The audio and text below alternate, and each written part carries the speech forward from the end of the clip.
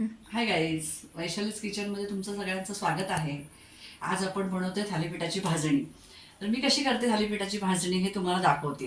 कसं होतं, कधी कधी मुलांना नाही काय, आपण म्हणतो की रोज पोळी भाजी खाऊन कंटाळा आलेला असतो, तर कधीतरी एक वेगळं काहीतरी करायचं असतं. त्याच्यासाठी आपण थालीपीठाची भाजणी केली की त्याच्यामध्ये वेगवेगळ्या भाज्या टाकून थालीपीठं बनवत जातात. माझ्या मुलीने सुद्धा मला सांगितलं की आई काहीतरी वेगळं बनव.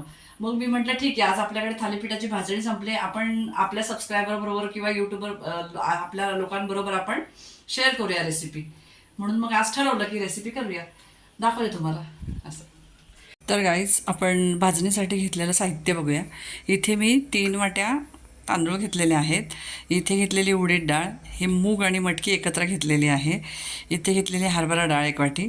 इथे घेतलेली बाजरी, इथे घेतलेली आहे ज्वारी, मुगाची डाळ, मसुराची डाळ, थोडासा ओवा, जिरं आणि इथे घेतलेले धणे. इथे आहेत पोहे आणि इथे आहेत थोडेसे साबुदाणे. तर आता अशा प्रकारचे आपण भाजणी करूया. बघूया आपण पुढे आता. तर गाईज बघू शकता, मी इथे पहिल्यांदा तांदूळ भाजून घेतलेले आहेत.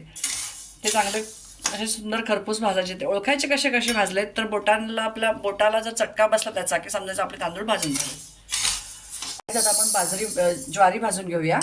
त्याच्यानंतर पुढचं इथे बघा, आपण तांदूळ भाजले, त्याच्यानंतर बाजरी आणि ज्वारी भाजून घेतलेली आहे. आता आपण मुगाची डाळ भाजतोय आणि त्याचबरोबर मसुराची डाळ पण मी एकत्र टाकते आणि मीडियम गॅसवर भाजून घेऊया आपण. तर आता मटकी आणि मूग आपण भाजून घेऊया थोडेसे. तर गाईस बघू शकता, इथे मी हरभऱ्याची डाळ आणि उडदाची डाळ दोन्ही एकत्र भाजते.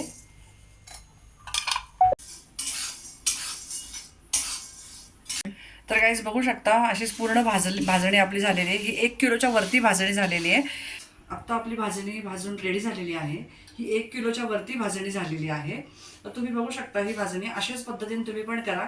आणि ही कशी वाटली मला माझी भाजणीची रेसिपी, तर मला नक्की कमेंट करून सांगा.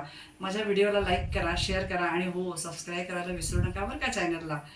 भेटू नेक्स्ट ब्लॉगमध्ये नेक्स्ट रेसिपी बरोबर.